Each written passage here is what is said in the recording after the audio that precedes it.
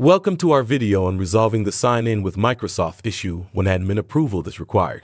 In this video, we'll explore common scenarios where this issue arises and provide solutions for accessing the tech portal smoothly. Have you encountered the admin approval required message when trying to sign into the tech portal with your Microsoft account? This issue often occurs when additional authorization is needed from an administrator. The first step in resolving this issue is recognizing when admin approval is required. You'll typically see a message indicating that your sign-in attempt needs approval from an administrator. In this case, this happens because the user can register application permission is disabled in Azure Active Directory due to corporate policies.